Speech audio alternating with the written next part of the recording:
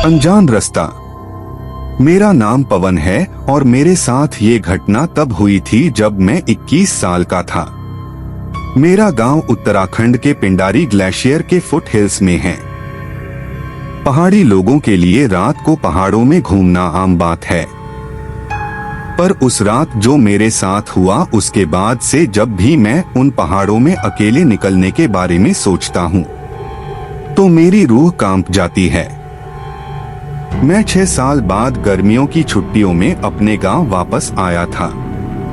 मेरे आने की खुशी में मेरे बचपन के दोस्तों गिरदा और देव ने डिसाइड किया कि हम पिंडारी ट्रैक के नीचे वाले पहाड़ के झरने पर जाकर सेलिब्रेट करेंगे। हमने अगली सुबह ट्रैक शुरू किया। वो ट्रैक 8 घंटे का था और रास्ता बेहद खूबसूरत था। आधे से ज्यादा ट्रैक करने के बाद थकान और तेज धूप के कारण हमने सोचा कि थोड़ी देर आराम कर ले। वो जगह बहुत ही शांत थी और वहाँ कई सारे छोटे रास्ते थे जो अलग अलग पहाड़ों तक जाते थे। हमने गाने चलाते चलाते लंच किया और थोड़ी देर में ही हमारी आंख लग गई। लेकिन कुछ देर बाद अचानक मेरे कानों में किसी बच्चे की आवाज आई, पापा, और मेरी आंख खुल गई। मैं जब नींद से उठा तो पसीने से तरबतर था। मैंने देखा कि आसपास कोई नहीं था और शाम भी हो चुकी थी। उस वक्त मुझे वो एक बुरा सपना ही लगा। हर तरफ शांति थी। मैंने टाइम देखा और अपने दोनों दोस्तों को उठाया।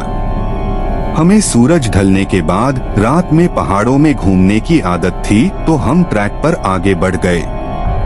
हम तीनों ने अपने फोन की फ्लैशलाइट और टॉर्चर जलाने की कोशिश की, पर कुछ ही देर में दोनों की बैटरीज खत्म हो गई।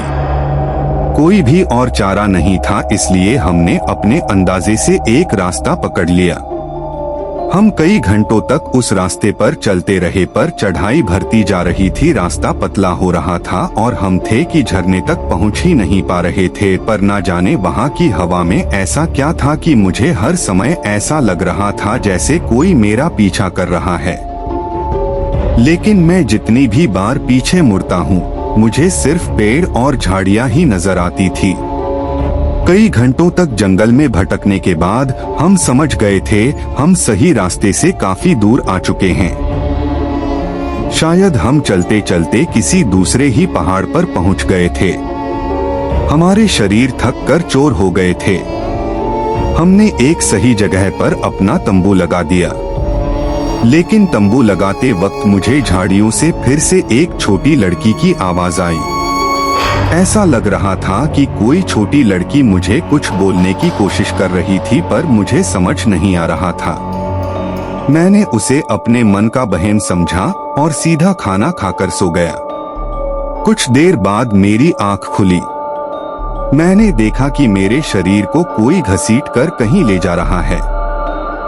मैंने गर्दन उठाकर देखा तो मुझे एक भयानक दानव जैसा एक आदमी घसीट रहा था। उसे देखकर मेरी चीख निकल गई और तब उस आदमी ने मुझे पलटकर गुस्से से देखा में और अपने पंजों से मुझ पर वार कर दिया। तभी अचानक मेरी नींद टूटी कि मैं अपने टेंट में ही लेटा हुआ था। जो आग हमने लकड़ी से जलाई थी वो बुझ चुकी थी, पर अभी सुबह नहीं हुई थी। मेरी नींद उड़ चुकी थी, लेकिन मेरे बगल में देव आराम से सो रहा था, पर गिरदा टेंट में नहीं था, वो गायब था। मैं अपने टेंट से बाहर निकलकर गिरदा को तलाशने लगा कि तभी मुझे देव की चीखने की आवाज आई। मैं बहुत डर गया और तुरंत वापस टेंट में गया, लेकिन देव आराम से सो रहा था। मैंने देश को जगाकर उसे सब कुछ बताया और तभी हमें टेंट के बाहर एक परछाई दिखी। वो परछाई ठीक उसी भयानक दानव जैसी लग रही थी जैसे मैंने सपने में देखा था। देव की डर के मारे चीख निकल गई और उस दानव ने अपने पंजों से उस टेंट को चीर दिया और उस फटे हुए टेंट से अब वो साफ साफ दिखाई दे रहा था। एक बेहद डरावना चेहरा जो शायद सर गल चुका था।